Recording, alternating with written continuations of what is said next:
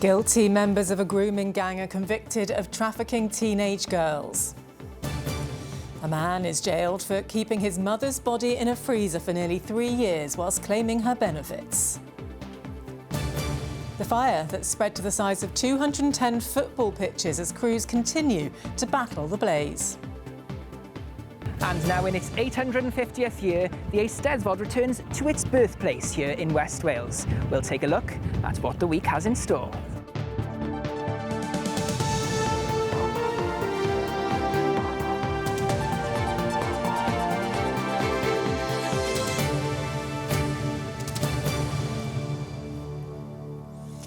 Hello, good evening to you. 4 men from Frill acted as a grooming gang, with 3 of them using 2 teenagers as sexual playthings, plying them with drugs before passing them around to sexually abuse. After a 3-month trial, today a jury found Mustafa Iqbal, Mohammed Arshad and Ziala Badshah guilty of rape. 61-year-old Jaswinder Singh was found guilty for his part in the conspiracy to traffic the girls. Our reporter Joanne Gallagher had been following the case at Caernarfon Crown Court and joins us now live. And Joanne, good evening to you. We should warn that the shocking details emerged during this trial. Yeah, absolutely. A disturbing trial, 3 months long. At the heart of this, 3 teenage girls, children in fact, vulnerable, aged 14 and 16. We can't name them for legal reasons, but the jury deliberated for 25 days here at Caernarfon Crown Court. Today they found all defendants guilty of all charges against them. And let's get this straight, Andrea. At no point did any of the defendants admit to what they had done, what they'd put these youngsters through, which meant every day they came to Caernarfon Crown Court to give evidence. Those defendants did not think about what they were putting them through. In fact, one of the defenders, Jaswinder Singh, who was 61, had actually said to one of the girls, "Please say that you're my carer, because my sister will think, if not, I'm part of an Asian grooming gang." This has been a gruelling trial. A short walk from Frill's prom and through the town centre is Market Street. This is where the now boarded up Zane's Coffee House is, once voted the friendliest cafe in the seaside town. Mohammed Arshad ran this place. Mustafa Iqbal worked for him for a time, and it was Iqbal who introduced the teens to the much older group of men. Child B was 15, child C 14 when they first met Mustafa Iqbal. They were walking in this area of Frill one late spring evening in 2022 when the well-known drug dealer and takeaway delivery driver came up behind them on an e-scooter, and he brought them here to this petrol station. He brought them some water and then he invited them to his home in Frill. Once there, he got on the phone and invited 2 other friends to come along. There was some kissing and they shared contact details on social media. Iqbal's handle was McLovin. That evening in Frill, the girls each pretended to be 2 years older than their real age. None of the men bothered to check. They knew they were dealing with young girls under 18 who were easily manipulated into performing sexual acts. Iqbal and Arshad even lied about their own ages, seeking to normalise their contact with these youngsters. During their hearing here at Caernarfon Crown Court, prosecuting barrister Owen Edwards KC said, "It's really pervy for men in their 30s to invite girls into their house. Far less pervy if 22 or 25, not a couple of men with cars and businesses taking advantage of kids." The men in Frill shared information on how they groomed the underage girls to get what they wanted in exchange for cannabis. The court heard one incident took place in an alleyway near Arshad's cafe. The exploitation and trafficking would have continued, but for the involvement of the men's older friend, Jaswinder Singh. He was 61. He took child B to London, where he planned to introduce her to a man. Child B met a friend. She had grave concerns, and alongside her mother, she intervened, contacted police, and the 4 men were arrested, but not at this stage prosecuted. back in Rhyl, Mustafa Iqbal was undeterred. In November 2023, he was introduced to a vulnerable teenager who was in care. The girl is known as Child A. Iqbal got her to perform sex acts in exchange for crack cocaine. He was helped to cover up his tracks by Flintshire grandmother Sarah Gray. Today, police said they'll continue to rigorously go after grooming gangs. My thoughts are first and foremost with the 3 young women at the heart of this case. They were children aged just 14 to 16 when they were subjected to exploitation and abuse by adults who took advantage of their vulnerabilities and sought to manipulate and control them for their own gain. This evening, the men are behind bars, undone by the messages they sent as they lied and tried to get their story straight. And a huge trial this for the jury. Judge Simon Mills recognised this today when he said to them that they had been awesome. He said, if I could give you all a gold clock, I would do that. Of course, he can't. But what he has done is said they will never have to sit on a jury trial again. Those gang members will be back here at Carnarvon Crown Court in the dock on the 25th of September for sentencing. They've all been warned. They do face prison. Joanne Gallagher following that trial for us in Carnarvon. Thank you.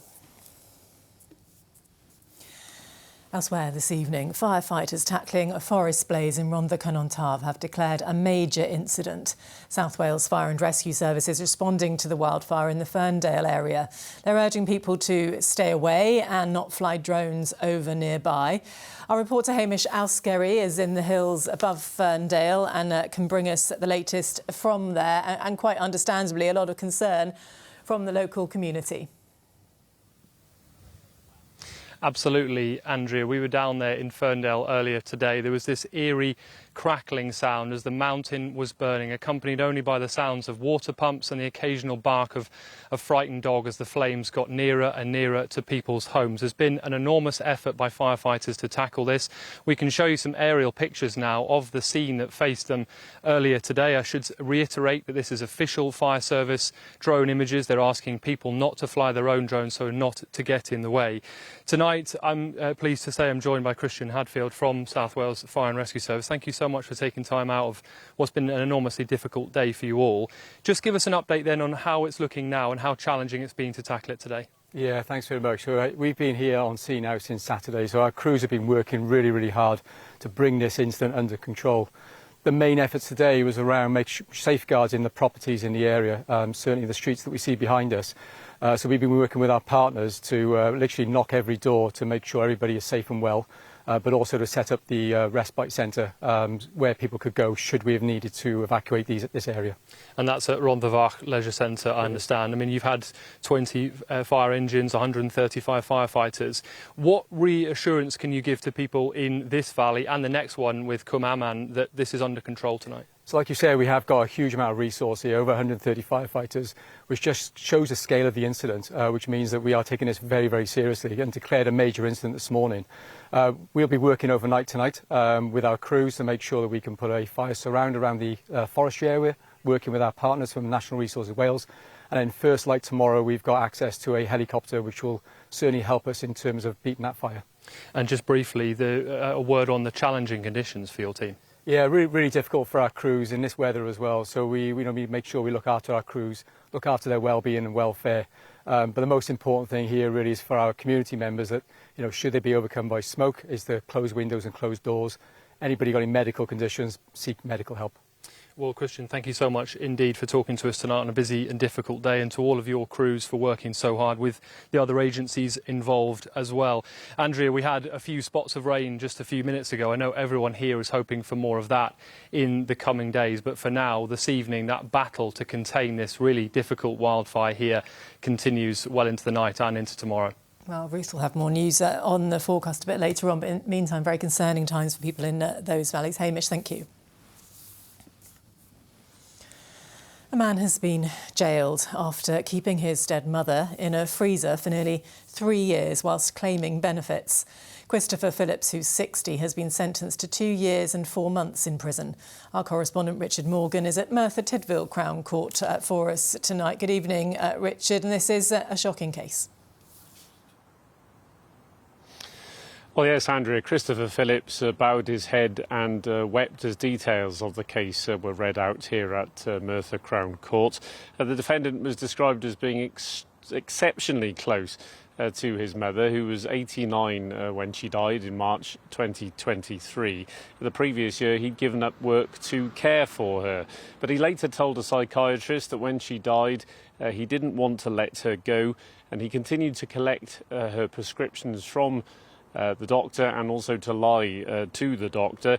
It was nearly 3 years later that the truth finally came to light. The circumstances are that we've come to the address that you were in earlier on, and we've gone into the back room and found a lady in the freezer. This was the moment Christopher Phillips was forced to confront the truth about what he'd done with his mother's body. A truth which saw him fail to report her death for almost 3 years. Do you understand? Today, the 60-year-old was in court to be sentenced for failing to provide a lawful and decent burial and for claiming his mother's pension and other benefits after her death. It was at the house the pair shared in Porthcawl where officers discovered the body of 89-year-old Sylvia Phillips. They'd been asked to carry out a welfare check after her GP raised concerns. When police arrived, they found Phillips trembling and fidgeting. He told police his mother had moved to London, but when they searched the property, they found a chest freezer and inside it a body wrapped in a leopard print throw and covered with roses and a birthday card. After her death, Phillips continued to access his mother's pension and other benefits, a total of more than £78,000. All those payments would have ceased had her death been reported. Your offending is aggravated as the claims were fraudulent from the outset, and the offending took place over a period only just short of 3 years. The court heard Phillips was diagnosed with prolonged grief disorder, a mental health condition which partly explained his behaviour. He was sentenced to 2 years and 4 months, with 40% of that term to be served behind bars. Now, some sad details emerged during today's hearing. Phillips admitted he'd slept in the same room as the freezer where he kept his mother's body, and he even talked to her about TV programmes they once watched. Now, in sentencing, the judge said she'd taken his mental health difficulties into account and his diagnosis of prolonged grief disorder. South Wales Police described it as an extremely sad case and said its thoughts remained with Sylvia's family. Richard Morgan at Merthyr Crown Court for us this evening. Thank you. Next tonight, having major surgery to remove a tumour can not only be an extremely daunting process, but the recovery can take months. However, for one man from Eisteddfod, he was determined to be well enough to see his first grandchild born just days later, and then well enough to walk his daughter down the aisle a week later. The brain is now urging others to get any lumps and bumps checked, so no one misses out on such special milestones. Katja Fowler has been along to meet him. This is part of Lee's daily routine now, building back up the muscle in his shoulder. Earlier this year, he pulled something whilst at work, but his wife noticed that a lump wasn't going away. Tests then revealed the news that no one wants to hear. It was a rare type of cancer called sarcoma. It just didn't register that, I'll be all right, this is something stupid. But later on then things started getting serious. Then I noticed then that, it could be life-threatening, That lump could, I could have died from it. He was sent for major surgery, but instead of thinking too much about that, he had other things on his mind. I had my daughter's wedding coming up, and my other daughter then was pregnant, and she was having a baby about the same time as the wedding, so it was a busy time. The baby was on the Saturday, and the following weekend, on the 13th, was my other daughter's wedding. And I even told the physios, look, I got a wedding coming up. OK, no problems, we'll help you. We'll get you to that wedding. And he did just that. Just over a week after having a skin graft, he was holding his first grandchild and walking his daughter down the aisle. It was very tearful. When I got up, took her down the aisle in my hand, I could feel the tears building up in my face like that, because I knew I made it. I made it, you know what I mean? He still has to have radiotherapy, but feels fortunate to have caught it. At the end of the day, you know, things could be a lot worse. You could die. You know, this lump like that, it could have been a lot worse for me. I couldn't have been at the wedding. I couldn't have seen my grandchild. So I expect everybody to go and have everything checked out. And you'll get everything checked out in the future? Oh, I will. I will, honest to God. Any little thing, I will straight down the doctor's. There's still a long road of recovery ahead, but that will be with lots of cuddles from his new grandson and surrounded by his family. Katia Fowler, ITV News. Very pleased for Lee. Plenty to come this evening. Ruth, what's the weather got in store for us then? Good news. How does a drop of rain sound? Because at long last, it looks like Wales could get something of a soaking. I'll tell you where and when later. And there's been a drop or two down on the mice, Lewis, I get. 3 or 4, I would say, Ruth, actually. The ponchos have been out on the mice here, but that hasn't put a dampener on things, and I'll tell you all about what the week has in store very soon.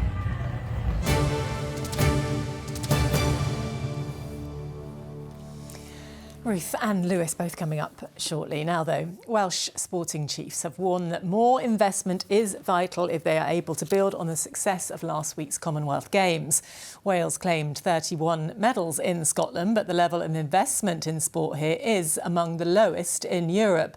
Our sports reporter Matt Southcombe sent us this report from Glasgow. After 10 days of drama and despair, heroics and history, the 2026 Commonwealth Games has come to an end. For Wales, an impressive haul of 31 medals, made up of 9 gold, 10 silver and 12 bronze. My goodness, have they delivered. They've certainly given absolutely everything. The dedication and sacrifice that I've seen over the last 18 months from our athletes in the lead up to this, all comes down to these tiny little moments. And they say pressure is privilege. We've seen that so many times. It's been an emotional roller coaster watching them, but I'm a very proud Welshman right now. The city of Glasgow stepped in to salvage these games 18 months ago, when the Australian state of Victoria pulled out, citing rising costs. The close brush with extinction has raised fears over what the future of the games looks like. We need the Commonwealth movement to enable us to make sure that we continue to put Wales on the world stage, Wales on the map, and get investment into sport at grassroots level all the way through to elite. It's critical for the success of sport across all levels that the Games continues. For non-Olympic nations like Wales, this event is crucial. But to capitalise on this moment requires investment after 10 years of funding cuts. Adjusted for inflation over the last decade, the Welsh Government's spend on sports has reduced by over £18 million, meaning that Wales currently spends less on sport per person than all other home nations and is among the lowest in Europe. Earlier this year, Plaid Cymru's Delyth Jewell described the sector as being brittle and under-resourced. We want to get more kids physically active, we want to get more adults active, we want to remove barriers, and if we want to see athletes perform at the highest end of the sport, it's vital that we invest. We're here competing against nations who are investing significantly. If we had more, we could achieve more. And that's the bet, isn't it? So we're doing the best we can and absolutely, going over and above, sweating the assets as much as we can to make sure that we're giving every athlete the chance. Over the last 10 days, these athletes have played their part. But it will now be up to those away from the field of play to decide what the legacy of Glasgow 2026 truly is for Wales. Matt Southcombe, ITV News. OK, it's about 6:20 now. Let's get a reminder of tonight's top story. 4 men from Frill have been found guilty of using 2 teenagers as sexual playthings as part of a grooming gang. A 3-month trial at Carnarvon Crown Court heard the men plied the girls with drugs before passing them around to sexually abuse. A jury found Mustafa Iqbal, Mohammed Arshad and Ziola Badshah guilty of rape. A 4th man, Jaswinder Singh, was found guilty for his part in the conspiracy. Now, Well, a big week for one part of Pembrokeshire with the National Eisteddfod kicking off in Llantwd. Many competitions have already got underway today and the crowning of the Bard ceremony took place this afternoon. Well, Lewis Rhys-Jones has been soaking up the atmosphere today. Despite the rain, there has been lots going on, Lewis. Certainly, Andrea, there really is an atmosphere here. So, noswaith dda a chroeso cynnes I Eisteddfod y Garreg Las. Welcome to the National Eisteddfod here in West Wales, where it started out sunny, blue skies all round, and then gave way to something we haven't seen in a very long time, rain, and lots of it. We've had the ponchos on the showground here, but there's no fear because it hasn't impacted any of the events going on the maes throughout the day. In fact, quite the opposite. Thousands have flocked to the maes to take part in Wales's biggest arts and culture celebration. Ei henw yng ngorsedd bydd Anna Penfro. And with it being Monday, new members were inaugurated into the orsedd, joining those who have made major contributions to the Welsh language and culture. Others were happy to spectate. I think I've noticed most Welsh learners here this year. There's a real sense of welcoming, I think, and people are making an effort to come kind of taste a bit of Welsh culture as well. Eisteddfod means a lot to me. Since I was a baby onwards, it's been part of me and part of the family, and I'm in the orsedd as well, which is just magical. The houses, you could see they've all made an effort to promote the Eisteddfod, and it's very welcoming. You just feel that straight away. We've brought our dogs for the first time, Bryn and Benji. They're enjoying very much, and they haven't had their doggy ice cream yet. This year's chair, or y Gadair, was designed to celebrate the history, culture and landscape of the local area, from including pieces of Pembrokeshire's bluestone to gates that represent the Rebecca riots. And the designer managed it all alongside another full-time job. It's been quite the challenge balancing all the work between teaching and doing this. So it's been a lot of late nights, a lot of weekends going to just to make the chair and get the work done, and Easter holidays as well, just every day in the garage working on the chair then. I think once I see the chair on the stage for the ceremony, that's when it's going to sink in and the privilege will be all mine. It is the largest touring cultural festival in Europe and usually attracts over 170,000 visitors a year. The Eisteddfod CEO says people were queuing to come in first thing on Saturday morning, but she's keen to see more visitors throughout the week. It's a celebration of the Welsh language's culture, but it's inclusive. It's, please come and experience it. So we have guides that'll assist you. We've got the app, which will tell you more, plan your journey, have a look, what's available. But, where there are people in the Welcome Pavilion who are there who will take you through everything and ensure that you have a fabulous day. Yes, we've been around for 850 years, but every year there's something new. The people are enjoying it, as are their furry friends too. And it's anticipated to be a busy week for locals and visitors alike in West Wales. So things have got off to a great start here in Llantwd, it has to be said. And Saturday was the first official day and we had a performance from the super furry animals. So you can imagine fans were in their element hearing them back performing. But another thing is the Goron. That was announced in the past couple of hours and it's Martin Hughes from Rhondda Cynon Taf that has won that, so congratulations to him. We are now in the 850th year of the National Eisteddfod, back in its birthplace in West Wales, and we'll keep you posted throughout the week on any developments here on Wales at 6. It's all happening. Breaking news of the winners as well. Lewis, thanks very much indeed. And it's all happening on the weather as well. Lots of brown grass at the Eisteddfod, but maybe that'll change because we had a few drops of rain. Good to know the weather's back on track. We've been desperate for rain. The minute we have an outdoor event or a festival, guess what? It rains. Absolutely. The weather certainly wasn't on track back in July. Doesn't July feel like a long time ago now, doesn't it? So I'm going to blind you with stats and numbers here, if you can stay with me. It's been, across the UK, the sunniest July on record and the second hottest on record, and it certainly felt like it, didn't it? We've got further facts and figures for you. It's also been the driest July on record for England and Wales, and the hottest on record across the south of England. Hasn't been quite as hot here, although it's certainly felt pretty miserable, hasn't it? And then one more set of stats for you. Not surprisingly, July has had not much rainfall at all. In fact, here in Wales, just 9% of the average amount that we would like to have had. And you could see on the mice there, as Andrea said, the ground was bone dry, wasn't it? What's in store? Well, let's take a look.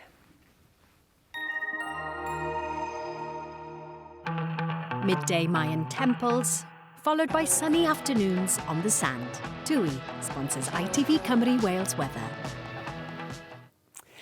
Well, the very welcome rain continues across northern areas over the next couple of hours. We could see some heavy downpours, easing from the south into the overnight stretch, possibly just seeing a few showers cropping up, but actually nothing really that you're going to notice. These are more reserved really for western areas. Temperatures tonight are going to remain quite mild and muggy, actually milder than it has been over recent nights. So we're looking at values in the mid to high teens, which is not particularly pleasant.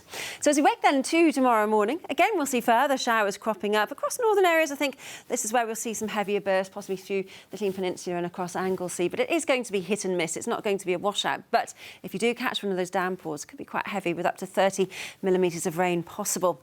Hit and miss, as I mentioned, because there'll be plenty of dry spells with sunny spells as well. Highs tomorrow, a little bit fresher than today, of around 25 or 26, so we're still above average for the time of year, but we are veering towards something a little bit cooler over the coming days. As we head through Tuesday evening then, again, we've got another frontal system that will bring further showers, but these will tend to ease into the overnight and early morning of Wednesday morning. So as far as Wednesday is concerned, it's just going to remain rather unsettled. Varying amounts of cloud, the best of the blue sky and sunshine as ever across eastern areas, but you can see there is the possibility that that could well trigger a few thunderstorms. Again, hit and miss. Largely a fine and dry day. But the temperatures, well, look at this. 18 out towards the west, 21, 22 down across the south and southeast. That's quite a significant drop, and I'm sure you'll be pleased to hear that downward trend continues then as we head towards the end of the week, with things set to remain largely unsettled. TUI sponsors ITV Cymru Wales weather.